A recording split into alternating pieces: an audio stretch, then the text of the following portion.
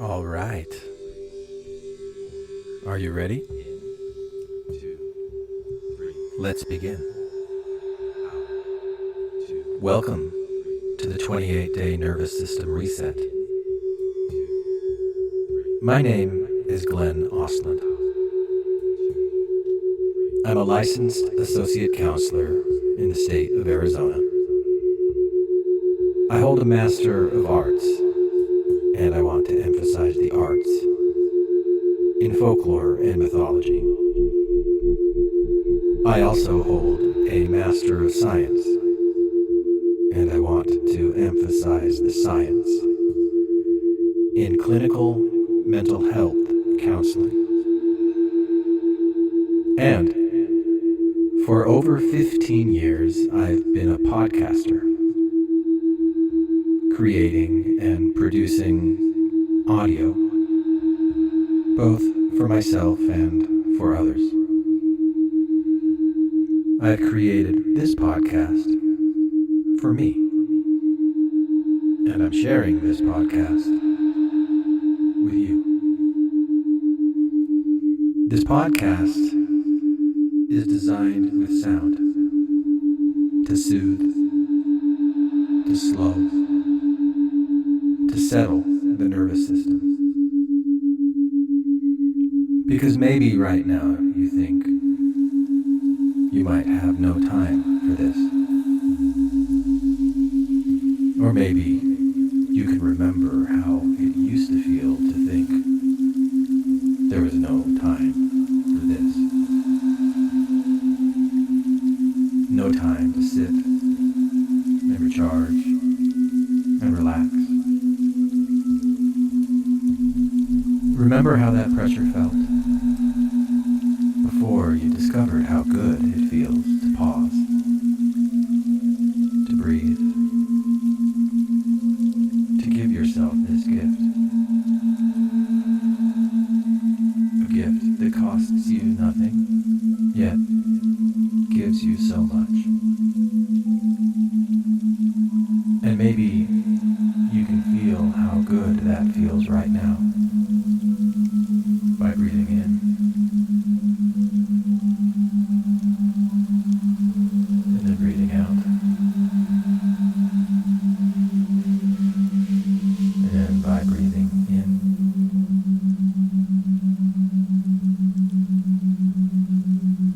and out, and feeling the way your body relaxes as you breathe in and out, and continue doing that for as long as you're here.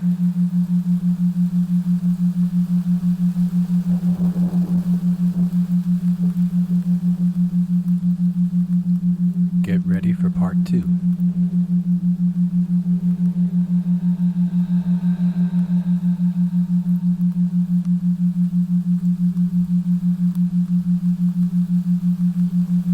Why whimsy matters. Why whimsy matters. Neuroscience has a name. Neuroscience has a name for this wobble. Prediction error. Prediction error. The moment your brain realizes. The moment your brain realizes isn't what it expected. Isn't what happened. The model glitches. The model glitches. Dopamine sparks attention. Dopamine sparks attention. And so the system has a chance to rewire. Has a chance to rewire. Therapists call this a corrective. Therapists call this a corrective emotional experience. Meditators call it the space. Meditators call it the space between thoughts. Trauma healers call it the body. Trauma healers call it the body learning a new truth. Different names for the same different reality. For the same reality. The tip of whimsy. The seed, small, profound freedom. The small but profound freedom inside determinism. And here's the practical gift. And here's the practical gift. Is plastic. The brain is plastic. It learns. It rewires. Survival carved. The grooves survival carved don't have to rule you forever. Let me give you two examples. Let me give you two examples to show you what I mean.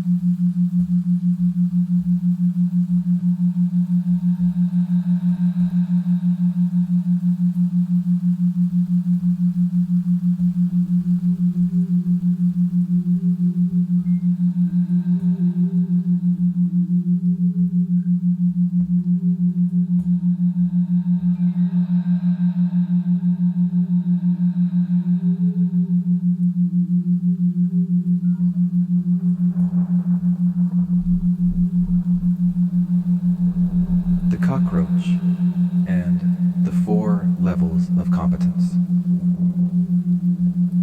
In 2021, I interviewed Dr. Jerome D. Luby, a functional neurologist and founder of Thrive Neurohealth. Cockroach and the 4. I asked him what I thought was a straightforward question. I interviewed Dr.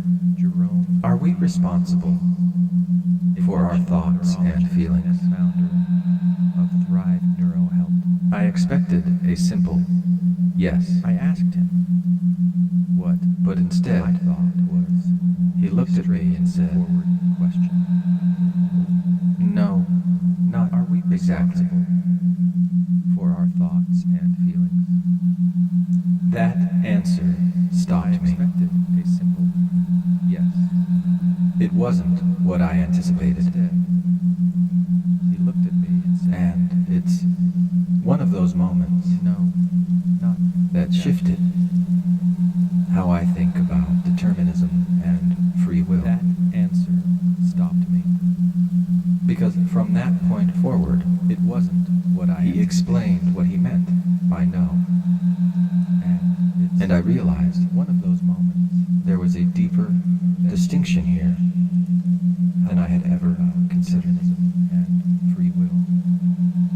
It depends on our level of awareness, forward, he said. He explained what he meant.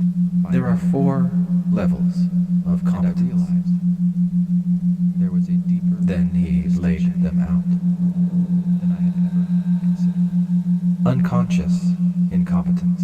It depends on our. You don't know what you don't know. There are 4 conscious incompetence. You know that you don't know.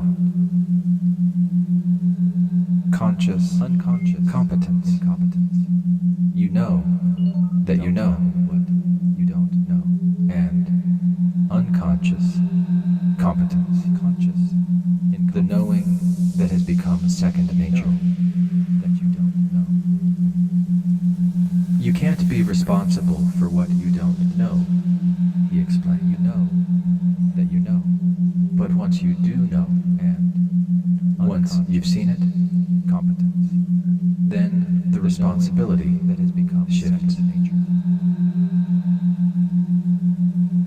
To illustrate, to be responsible, he told me a recent story from his own life. He was in the pantry. His wife screamed from the other room. Then the responsibility. He heard the scream and immediately panicked.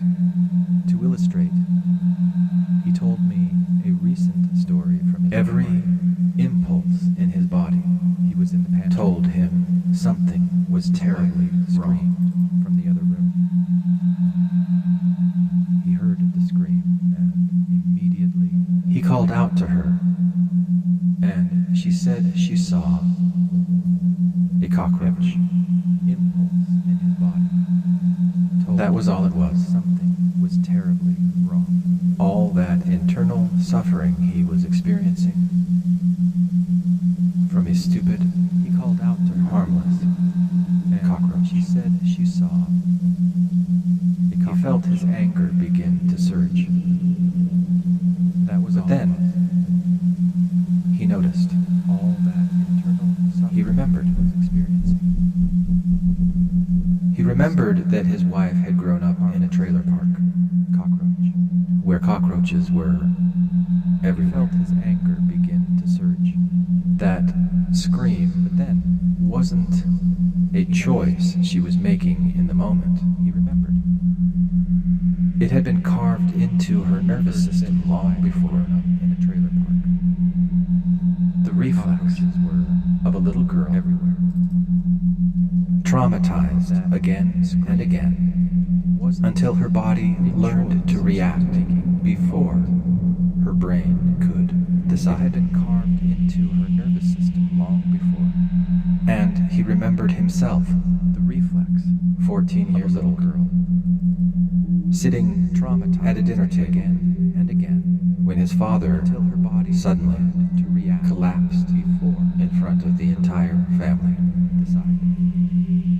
Plates still full, and he remembered voices mid-conversation. Years old. Everything froze as his father's body fell. When his father suddenly collapsed, he remembered the way the air changed. Entire family.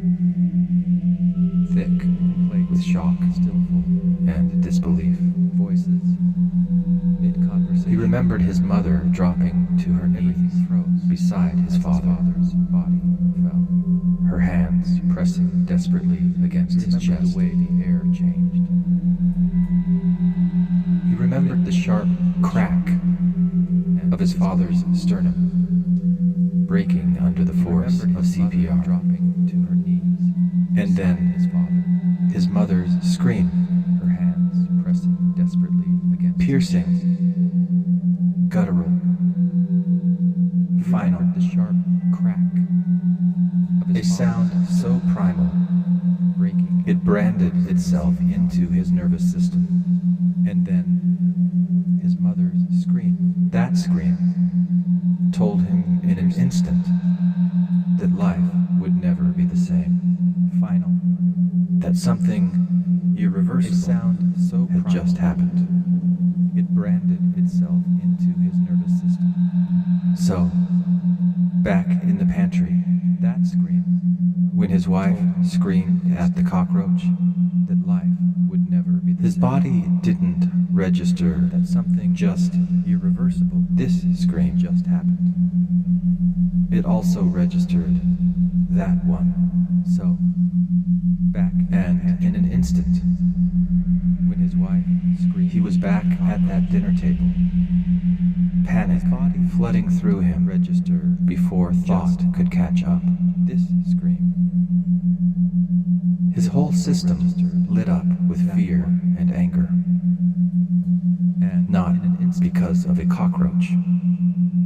He was back, but because of the trauma welded into him flooding as a boy before thought could catch up. And this was the distinction he wanted me to see. Lit up with fear and anger. His wife had no control over her scream. It belonged to unconscious competence as a boy. Her body reacted before awareness could intervene. He wanted me to see. He had no control over the surge of panic that swept him. That, too, lived in unconscious competence. Reflexes written in long before choice was possible. He had no control over the surge of panic that swept him. But the moment he remembered, that too, this is my nervous system reacting. Competence. This isn't about her. This isn't about now. Written in long he moved into conscious competence. That remembering was a hinge point. The moment he remembered, he could choose to lash out in anger, or to stay trapped in the old script, or he could choose something else. That pause, remembering, was that noticing, was the birthplace of responsibility. Lash out in anger. It is here, or to stay trapped, that the paradox of determinism and free will comes into view. The scream and the panic were Leonardo, determinist, Vinci was the birthplace. The grand, unyielding brushstrokes laid down by experience it is here and biology, that the paradox of strokes, neither of them authored to view. But the pause, the act of awareness, were Leonardo determined. That was the tip of whimsy, the grand, unyielding, the trembling bristle at the end of the cosmic brush, biology, where strokes, if you look closely enough, you find the shimmer, the pause of freedom, the act of awareness. That was the tip of whimsy, the trembling bristle at the end of the cosmic brush, where, if you look closely enough, you find the shimmer of freedom.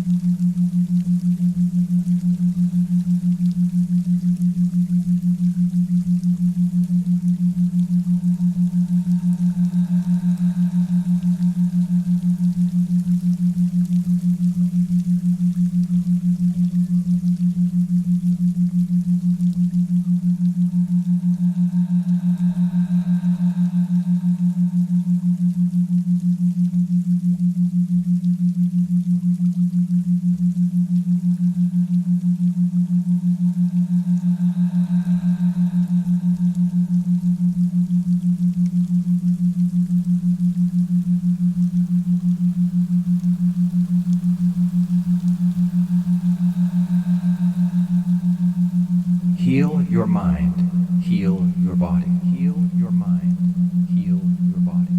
Dr. Schuyler Hamilton is a mind-body practitioner, is a mind-body clinical hypnotherapist, clinical and host of the podcast Heal Your Mind, host of the podcast Heal Your Body, Heal Your Mind, where she explores how stress, trauma, and nervous system dysregulation manifest as physical illness, and how they can be unwound, In one powerful episode, she interviewed Lily, a 20-year-old college student living with cyclical vomiting syndrome, CVS, a rare and debilitating disorder of the brain-gut axis. Lily had been one of Dr. Hamilton's patients for about a year, and she agreed to share her journey. Here is Lily, in her own words. A couple years ago, I was diagnosed with CVS, which is called cyclical vomiting syndrome. Basically, it entails a lot of nausea, vomiting, tummy aches, abdominal pain. I was tested for every disease, and it all came back negative. So it was just the fact that I was throwing up so much. Lily explained that her episodes could last 1 to 2 days, up to probably over a week, sometimes coming in waves. When she left home for college, things worsened. I started just throwing up. I had to have my roommates take me to the emergency room. It started to become where, like, every other week I'd be having an episode. I was missing class, missing projects. It was a very helpless feeling because I couldn't help that I was being sick. And that made me freak out so much more that I didn't know why I was sick and what was happening to my body.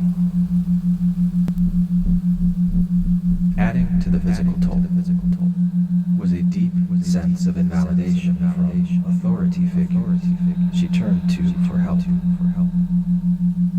Lily was a registered medical cannabis user, but instead of being treated as legitimate, she was often misdiagnosed. I faced a lot of discrimination, she said. They would immediately tell me, "Oh, you have cannabinoid hypermesis syndrome." The first 3 things the doctor would see is abdominal pain, nausea, vomiting, marijuana smoker. So they already had their mind made up. I had a nurse come in, dump the rest of my IV bag in the sink and tell me that I needed to leave.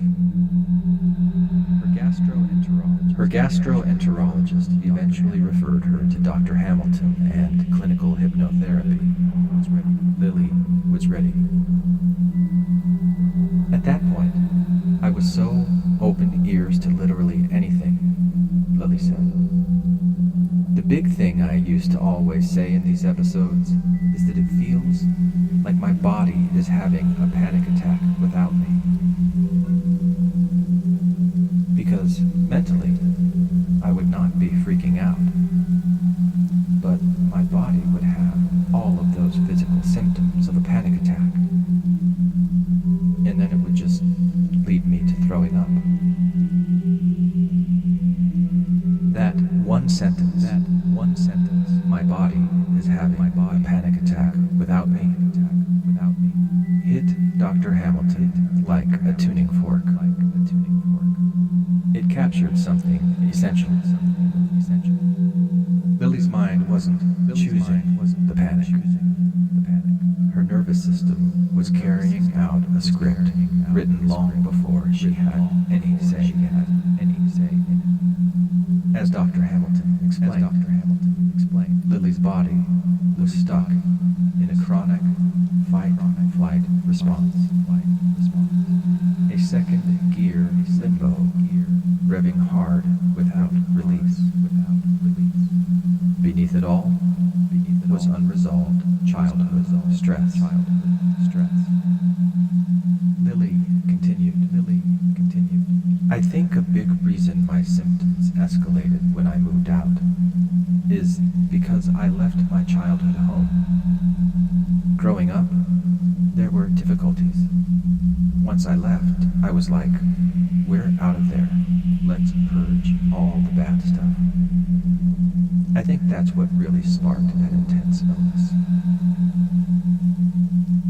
Over time, Dr. Hamilton taught Lily ways to pop her limbic system into neutral.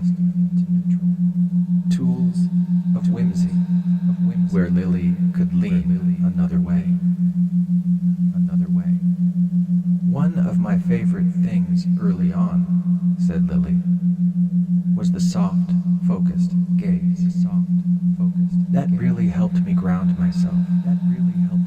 I would be breaking down crying, and then stop crying and be like, well, I feel a little better. The first time it worked, I was like, I wasn't expecting that. She also used mantras. I'm okay. I'm safe. I'm okay. I know what to do if things get bad. I know what to do. Even if I'm rocking back and forth on the bathroom floor, waiting to throw up, I'm like, it's okay. It's okay. It's okay. I got this. It's okay. I got this. Now, after years of struggle, Lily is spending her summers in the Maine Conservation Corps, doing trail work, physically demanding work she once thought would be impossible. I'm very excited, said Lily, because this is something that I would have never dreamed of doing. But I'm just very proud of myself that I'm actually going to do it.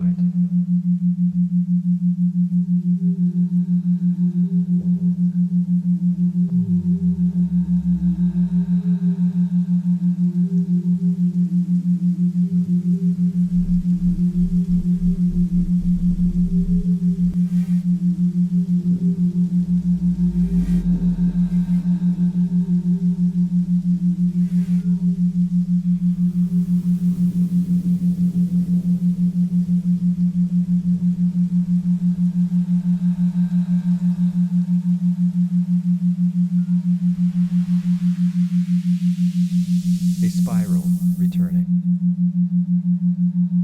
Lily's story is not an outlier.